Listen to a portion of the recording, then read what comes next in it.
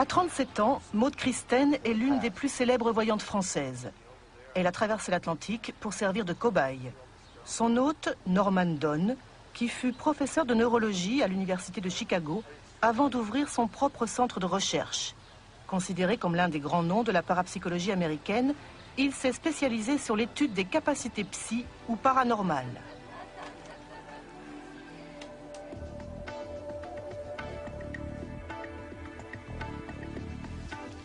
L'objectif de l'expérience n'est pas de prouver l'existence des capacités paranormales, mais d'étudier l'activité cérébrale de Maude quand elle pratique son activité de voyance. C'est formidable parce que ça va permettre de voir ce qui se passe de manière interne. Bien que je ne pense pas que ça se limite à l'aspect purement physique et neurologique, mais c'est très important pour moi de voir s'il y a une trace neurologique particulière. D'après le protocole expérimental, Maude doit deviner le contenu de 7 enveloppes scellées. Ces enveloppes sont opaques, personne ne peut voir à travers. Ce sont les membres de mon équipe qui ont placé des photos à l'intérieur de chaque enveloppe et moi-même je ne sais pas ce qu'il y a dedans. Je vais vous passer la première enveloppe. Vous pouvez dessiner, dire à haute voix ce que vous voyez et prendre tout le temps qui vous est nécessaire.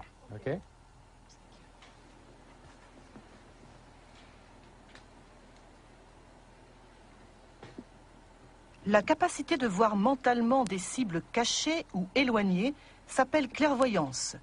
Avec la télépathie, plus connue sous le nom de transmission de pensée, et la précognition qui permet de voir le futur, la clairvoyance est l'une des 3 capacités extrasensorielles étudiées par les parapsychologues.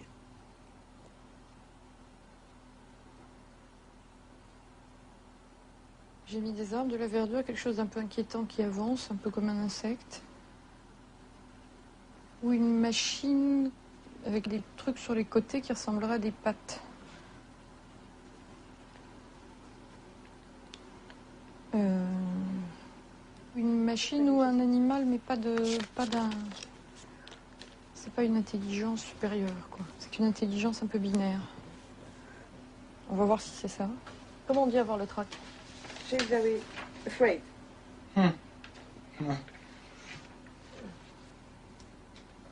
C'est pas mal. C'est une sorte de reptile, ça. Yes, Oui. C'est ce qu'elle a dessiné. Voilà. Je sentais ce côté, cette façon de se déplacer qu'ont les êtres très primitifs ou bien mécaniques. En général, la clairvoyance ne permet de voir que certains détails de l'image. Et c'est très rare qu'un voyant dise « c'est une femme avec un dinosaure ». Ça ne marche pas comme ça. Thank you.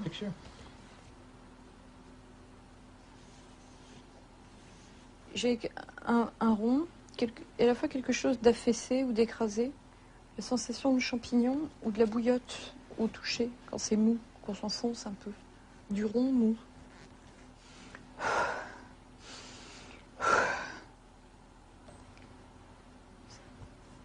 C'est très difficile de voir si c'est de l'ordre du végétal.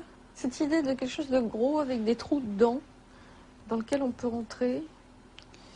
J'ai aussi la notion de point de rencontre, comme une place en étoile, quelque chose en étoile.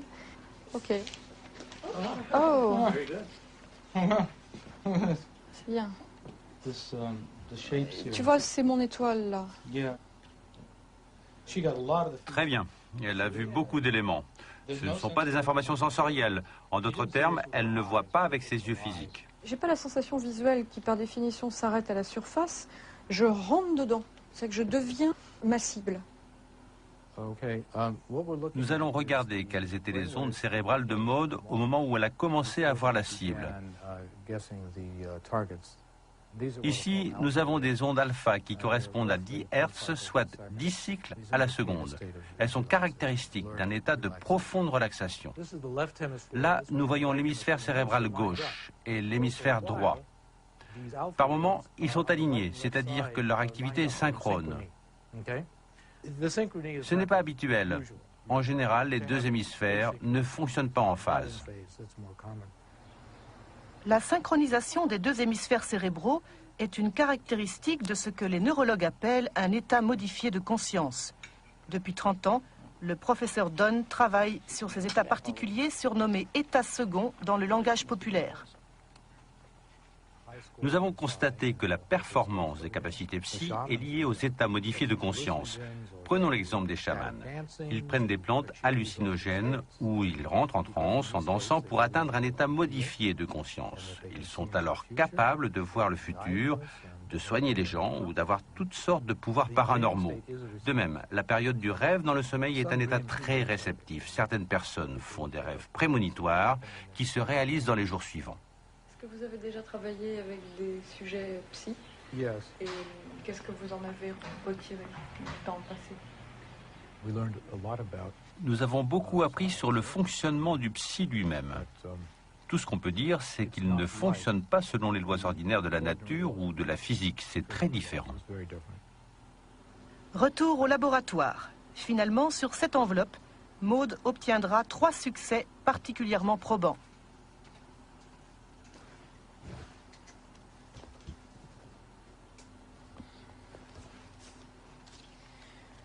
D'abord, j'ai vu des fioritures, des contours flous, quelque chose de creux comme un bassin. Ou alors c'est un vase très très ornementé. Alors je vois aussi, c'est bizarre, un drapé.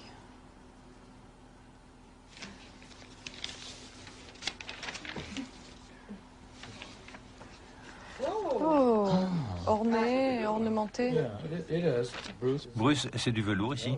Oui, les couronnes étaient souvent faites de pierres précieuses et de velours.